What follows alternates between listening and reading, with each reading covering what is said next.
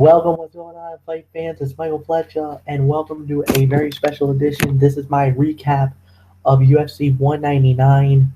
An amazing event just went down a short time ago from the legendary Forum in Inglewood, California. I mean, my God, what a night it was.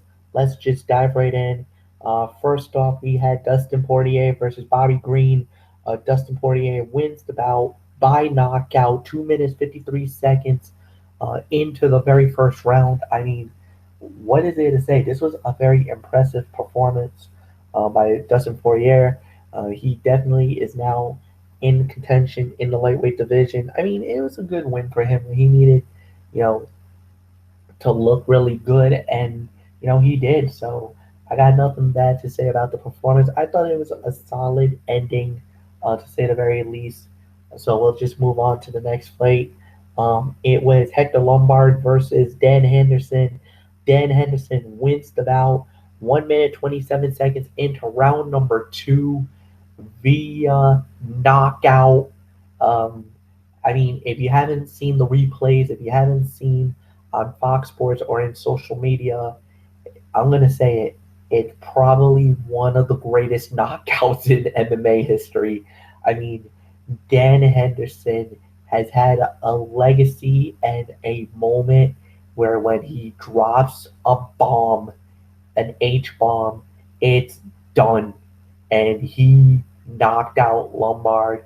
Um, he hit him with a kick that staggered him, a back elbow to the temple, and then he drops two monster bombs after that. And that was it. It was a cement goodbye for Hector Lombard. It was an unbelievable knockout. I mean, it had people basically on social media. Everybody was going absolutely ballistic, calling Dan Henderson a savage, and I mean, it goes down as another one of those epic knockouts. I mean, he's had those type of knockouts in MMA history. I mean, everybody remembers the knockout in Pride when he knocked out Vanderlei Silva to win and actually become a two division champion in Pride. And then, of course, UFC 100, his epic knockout of Michael Bisping. They were coaches in the Ultimate Fighter. There was a little bit of a jawing back and forth, and the next thing you know, good lord, what a knockout that was! I mean, he hit him with a shot, and then the next thing you know, an overhand just for good measure, basically, um, basically a just to shut him up and shut and just basically knock his block off, type of a knockout, and he did. It was an emphatic knockout, one of the more epic knockouts I've seen, and now you can add another devastating knockout to the arsenal of a legendary career. Definitely first ballot Hall of Famer, one of the to me one of the most recognizable names in MMA. And it was funny because my buddy was saying that Dan Henderson's got nothing left. He should just retire and this and that. And now after this knockout victory tonight, he's like, shit, he's not retiring, isn't he? Is he? He's going to keep fighting, isn't he? And I'm like, you know, it, I want to see more of Dan Henderson, man. I'm a Pride guy. I'm sorry. I mean, Dan Henderson is one of the last guys of the Pride Fighting Championship era. There's really not that many guys who's really left of him, and I think even Alistair Overeem. I mean, these are two guys who, they bled the Pride. Pride forever is what is the motto, and now it's the calling card, and he is delivered in spade again tonight. So, big up to Dan Henderson, man.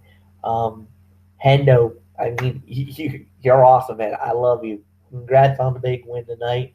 And I'm like guessing he's gonna get a sweet bonus because he should be getting a bonus maybe for knockout of the night. And I know he's definitely going to get a performance bonus out of this.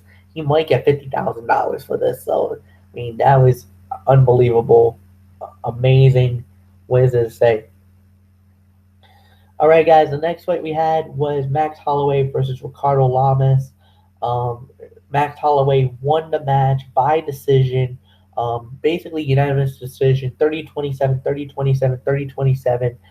I had it the same way. I had Max Holloway winning all three rounds. But my God, what a crazy end to the fight. I mean, 10 seconds left in the bout in the third round, and they went out blazing.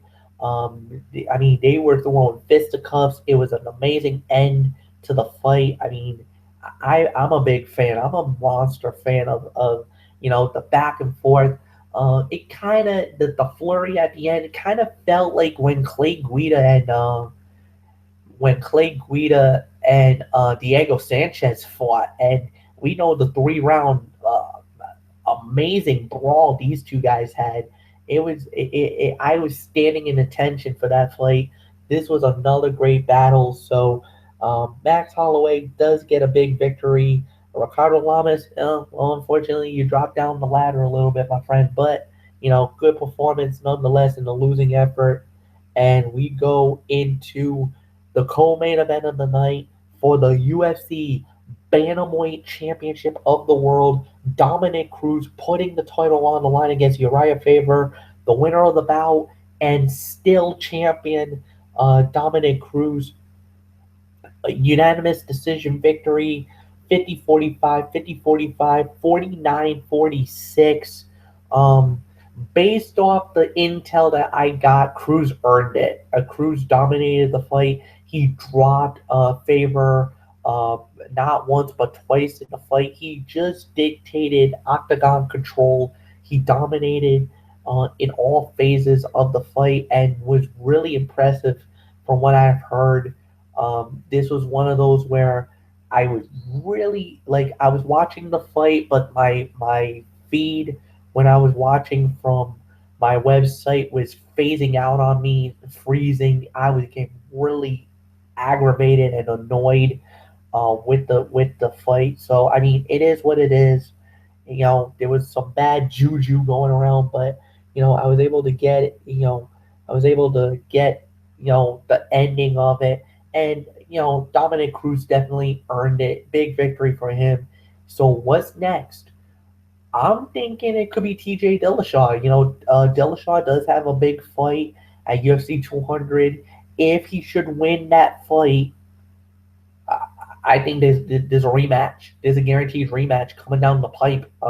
Just in my eyes, just in my feeling, what happens now? Well, we'll wait and see. We're gonna go right into it. The main event of the evening for the UFC Middleweight Championship of the World. Luke Rockhold puts the belt on the line against Michael the Count Bisping. We have a new champion. Michael Bisping has captured the gold. He wins the belt tonight. First round knockout via punches at 3 minutes and 36 seconds in round number one. And it was an interesting situation. Bisping was trying to dictate pace. He was trying to get, he was trying to avoid the bombs from Luke Rockhold. Rockhold tried to do a couple of kicks here, a couple of shots there, doing a few checks. It looked like he was definitely trying to muscle Bisping, but then Bisping hit him with a shot to the stomach and then a shot to the face. It dropped. Luke got rocked. He dropped to the mat. He tries to get up. Bisping whacks him again. Down went Rockhold again. He backs him right into the cage. 1, 2, 3 shots, and then basically the referee, Big John McCarthy, jumps in, steps in. That's it. It's over. We got a new champion. I know my friends jumped and was like, oh, that was too early of a stoppage. That was too early of a stoppage. We saw the replay. His hands were down at the side. he was eating leather. He with the 3 shots, he was out. I was like, no, that was not a premature stoppage. He was out. There was, I mean, he was done. So no, I agreed with John McCarthy. That was the right stoppage. The right decision was made. It's a historic victory for Michael Bisping, a new champion crowned. Now what happens with the middleweight division? I could see now 4 possible contenders for the belt because here's the logic I'm thinking. First, you're gonna say, okay, Luke Rockhold, former champion, he's gonna want an automatic rematch. I mean, he was gonna be the guy to get the belt to get, he was the former champion. He deserves another shot. So we could see a Bisping Rockhold 3. Very obvious. One other guy who also might be in the mix now you have to talk about is Chris Weidman. Yes, this was Weidman's spot. This was Weidman's opportunity. He was supposed to be getting the shot at the belt. However, due to the injury, due to the herniated disc in the back, that knocked him out of the running. Now you kind of have to wonder what's the UFC going to do with Chris Weidman? He was supposed to be in this shot. Michael Bisping took the fight on 2 weeks' notice and got the champ, and now he's the champion. What happens there? Jacare Souza, he absolutely dominated and destroyed Vitor Belfort. He is ranked number 3 in the division, and a lot of people believe that if it wasn't for his leg injury, he probably would have been the man to fight Luke Rockhold here tonight for the title. And where does he go? Does Jacare Souza, can he get a shot at the belt? One other name that has been thrown, well, I'm going to throw out there is Anderson Silva. Now, I know a lot of people are going to start looking at me like, Mike, really? Why Anderson? Controversial loss against Michael Bisping. I thought Anderson won the fight.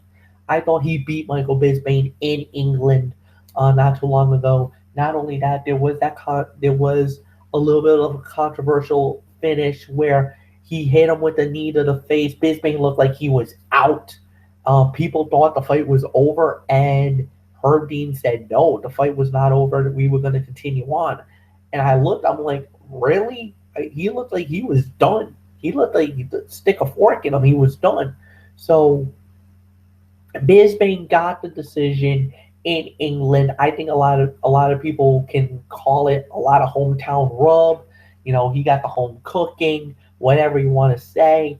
So there was that obvious controversial loss that I believe should have been an Anderson Silva win. On top of that, he was supposed to fight Uriah Hall. He had to back out due to a horrific injury, a gallbladder problem. So, I mean, Anderson Silva is a former UFC middleweight champion of the world. He was, I believe, the greatest UFC middleweight champion that the division has ever seen. He did lose to Chris Weidman, controversial, no doubt about it, got completely knocked out in the first fight. I flipped out about it. I went on a major rant and basically unloaded a tirade on Anderson Silva for what he did. When the rematch happened, we all know it. He blew out his knee. He basically he destroyed his shit. He destroyed his leg. His leg got destroyed in a way that I've never seen and I never want to see ever again in combat sports. It was one of the most horrific injuries I've ever seen. And since that time, he's never gotten a shot at the belt. Now he did get busted for PEDs, which was unfortunate. I don't even know what to even believe or think about that situation. After he fought against one of the Diaz brothers, I think it wasn't Nate. I think it was Nick. He fought Nick Diaz. He won the fight, but the fight got overturned because he failed a post-fight drug test for PEDs and was suspended for 1 full year. After that, he did have it was supposed to be the fight with Uriah Hall. The injury happened. He hasn't gotten a glimpse or a look since then. So I don't know what they're going to do with Anderson Silva. I believe, because of the fact that Michael Bisping did win the belt, he is the champion now. There is a guarantee. There is, I believe, a chance at a rematch between Anderson Silva and Michael Bisping. I think this should be a rematch. I think these two should fight again. But don't do it in England. Don't do it in Brazil. Do it in a neutral site in the United States. I think obviously Las Vegas is one spot you can easily do it in. One other city that would be a great spot. There is that talk about a Madison Square Garden show. It is happening in November. Why not? Michael Bisping, Anderson Silva. If the title's on the line, if Bisping is still the champion to that night, put the belt on the line, middleweight title in Madison Square Garden. Just my thought, just my feeling alone. Um, we'll wait and see what happens there. But whatever the case may be, now the next major event is UFC 200. And a big bomb just got dropped. Brock Lesnar is fighting in UFC 200. What does that mean? What type of impact is that going to have on this big show now?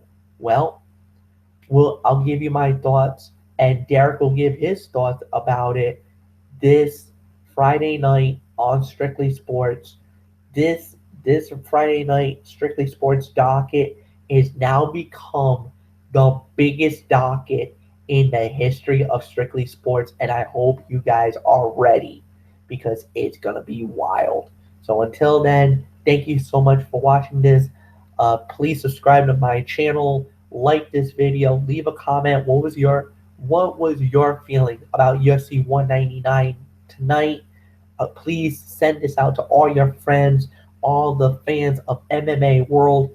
Guys, fight on. Hugs and hand pounds. I'm out. Good night.